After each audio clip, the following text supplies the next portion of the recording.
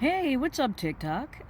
This is Dr. Cunningham. I decided just to join online for a second because I wanted to share why I am a wanderlust.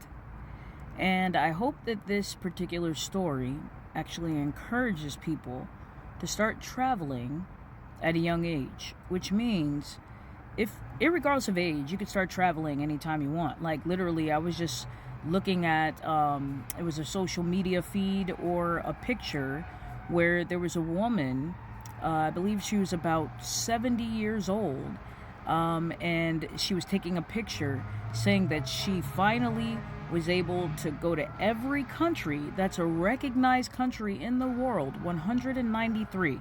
There are two additional that aren't necessarily recognized as countries, or maybe more recently. However, literally, she traveled to all 193 countries, literally, which I think is awesome.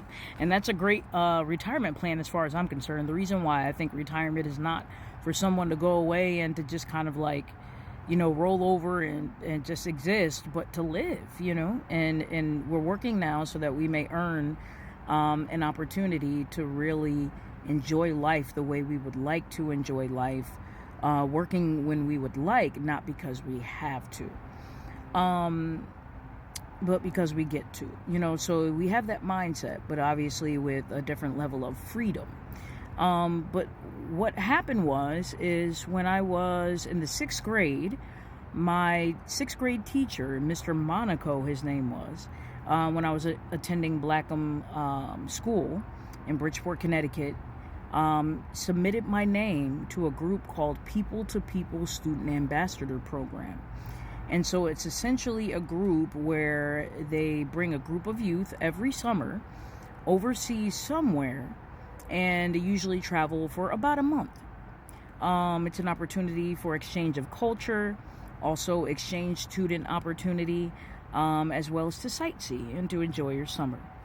And so ultimately, when that information was sent and submitted on my behalf, I was chosen as one of the youth from the inner city. And Bridgeport, Connecticut is an urban city at a public school. Blackham School is a public school. And the only school with a pool, by the way. That's very important to say, especially during the summertime. But needless to say, I was chosen, and that led to my community and I fundraising so that I could attend this trip. The trip probably was around $3,000, and it was about 3 weeks of time. I had about 2 or 3 chaperones and about 15 to 20 other student colleagues or ambassadors that I traveled with. I'm so thankful because first off, I'm very aware how much my community supported me, because I was able to go to different clubs like the Italian club. I was able to talk to my church and speak to different organizations, and they donated. We had car washes just to raise the funds. I mean, literally. And so with consideration of all of the fundraising, it really showed that, people cared, not just about me, but also about the idea of what it means for people to have opportunity with ingenuity.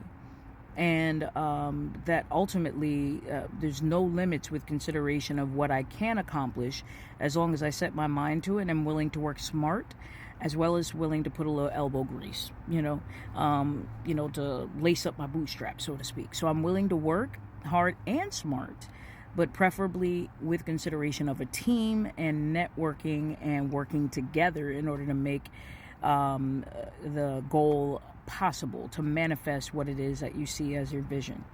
And so for 3 weeks, I went to the UK with the ambassador program. For 1 week, I actually spent time as an exchange student, 1 week where I stayed with a family in London.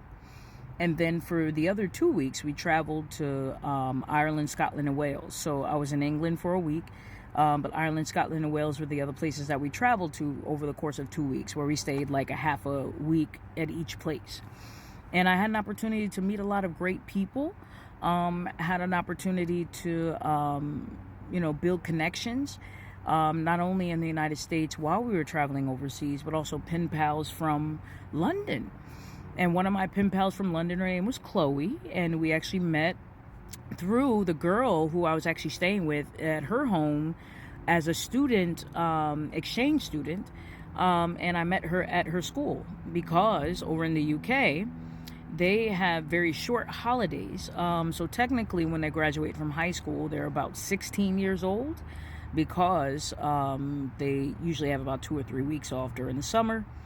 So while I was on my summer break, they were still in school. So I went to school with my student exchange roomie or sister for the week when I was in London. Took tests and all, went through all the classes, just followed with her wherever she went. And also one of the tests that we took, which was like a world civ test, and I got like a D on it, and literally I was a straight A student at that point. So that grade woke me up and made me so upset and made me want to love history.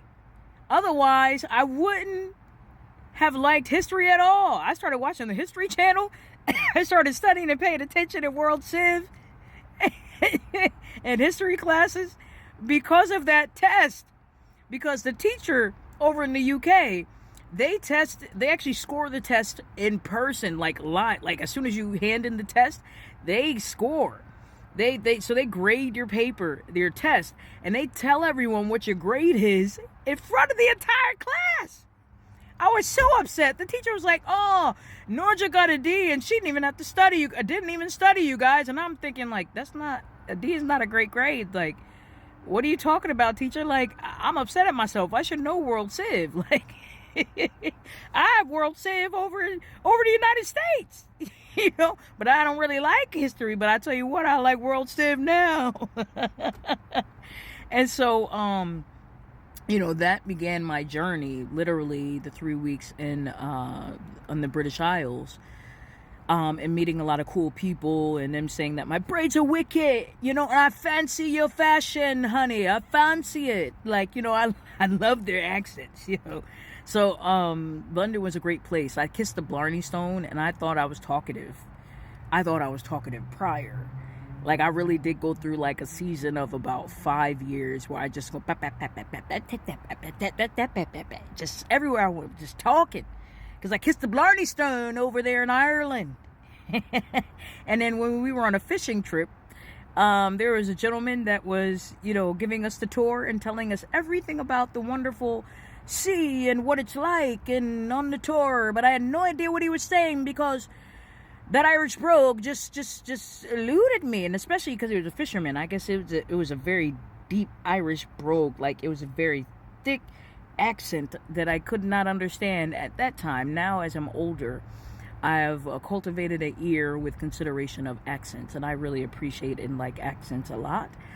And also, they tell me a lot about people's culture, where they are from their history, and then also contingent upon their accent, even within a country, then tell me the region of the country they are from. And so I am so grateful for that experience. I always recommend that any and every human get an opportunity to travel the globe and not just stay within your own city, within your own state, within your own country, because then you'll realize how many similarities there are. A lot of the metropolitans are quite similar. The way Hartford looks, the way New York City looks, the way London looks, the way Rome looks, there's similarities.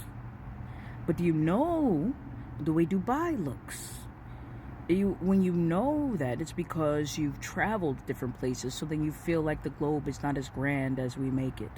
We are all interconnected and matter so much to each other's lives and can have such a positive impact. So my hope is that if you haven't already had a chance to travel, that you consider traveling.